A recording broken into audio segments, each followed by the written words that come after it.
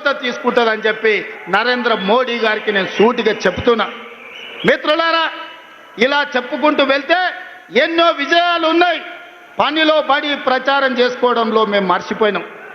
మన వాళ్ళు చెబుతుంటే అరే ఇన్ని చేసిందా మన ప్రభుత్వం, సన్నబియ్యం ఇచ్చిందా, రైతు రుణమాఫీ చేసిందా, రైతు భరోసాకు నిధులు ఇచ్చిందా, 60,000 ఉద్యోగాలు ఇచ్చిందా, అమ్మ ఆదర్శ పాఠాలు నిర్వహించిందా, స్కిల్స్ యూనివర్సిటీ పెట్టిండ్రా, స్పోర్ట్స్ యూనివర్సిటీ పెట్టిండ్రా, ఇట్లా ప్రతి కార్యక్రమాన్ని చర్చినప్పుడు ఆశ్చర్యంతో నోరు తెరిచి చూస్తున్నారు. మరి ఎందుకు ఈ రోజు అవి మనం ప్రచారం చేసుకోలేకపోతున్నాం? అందుకే మిత్రులారా, ఈ రోజు వాళ్ళు పెట్టుబడి పెట్టి కిరాయి మనుషులను పెట్టి దుబాయ్లో ఆఫీసులు పెట్టి విష ప్రచారం చేస్తున్నారు. అందుకే ఇవాళ ఈడికొచ్చిన వేలాది మంది కాంగ్రెస్ పార్టీ కార్యకర్తలే మా బ్రాండ్ అంబాసిడర్లు. మీరే ప్రచార కార్యకర్తలుగా మారండి, మీరే ఈ ప్రభుత్వానికి బ్రాండ్ అంబాసిడర్లుగా మారండి, సోషల్ మీడియాలో యుద్ధం ప్రకటించండి. మన యుద్ధంలో కల్వకుంట్ల గడి తుణుకలు అయిపోవాలి. అందుకే మిత్రులారా, ఇవాళ మనం కలుసుకున్నాం. మా ఎన్నికలు అయిపోయినాయి, ఎమ్మెల్యే అయిపోయింది, ఎమ్మెల్సీ అయిపోయింది, ఎంపీ అయిపోయింది, ప్రభుత్వం అయిపోయింది. నాయకుల ఎన్నికలు అయిపోయిన వేదిక మీద ఉన్నోళ్ళకు ఇక ప్రాణ సమానులైన మా కార్యకర్తల ఎన్నికలు ఉన్నాయి. మిమ్మల్ని గెలిపించే బాధ్యత నాది.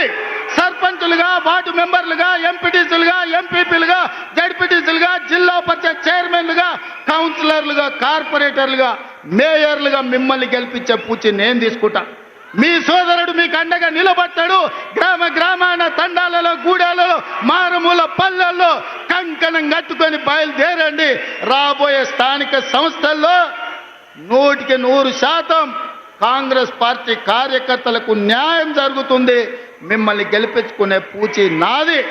ఇవే కాదు, ఈరోజు గుడి కమిటీలు కావచ్చు, మార్కెట్ కమిటీలు కావచ్చు, కార్పొరేషన్లో డైరెక్టర్లు కావచ్చు, అన్ని పదవులు ఇచ్చే వరకు ఈరోజు విశ్రమించను. మీకు అండగా నిలబడడానికి మీనాక్షి నటరాజన్ గారు ఢిల్లీ నుంచి వచ్చిండ్రు. మీకు 100% న్యాయం జరుగుద్ది.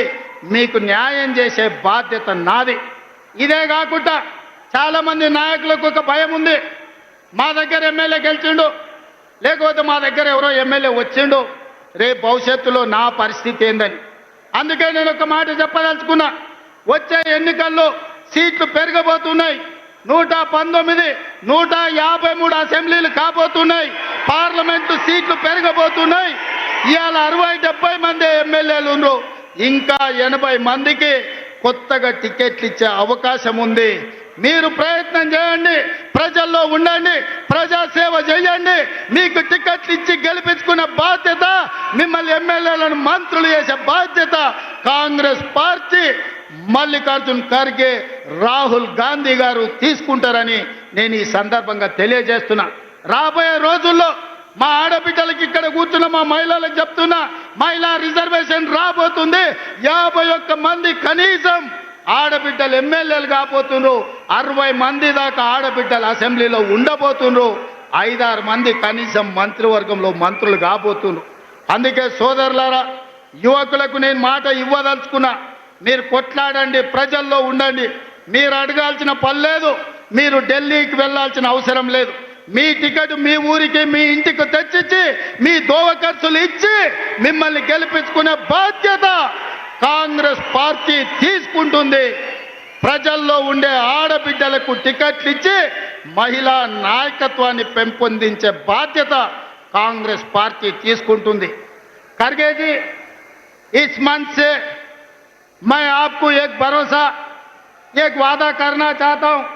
आज गांव-गांव से, आदिवासी जिलों से हमारे भाई बहन लोग इधर आ गए. वो विलेज का ग्राम अध्यक्ष है, मंडल अध्यक्ष है, जिला के अध्यक्ष है, इन सब लोगों के दिल मैं देखा.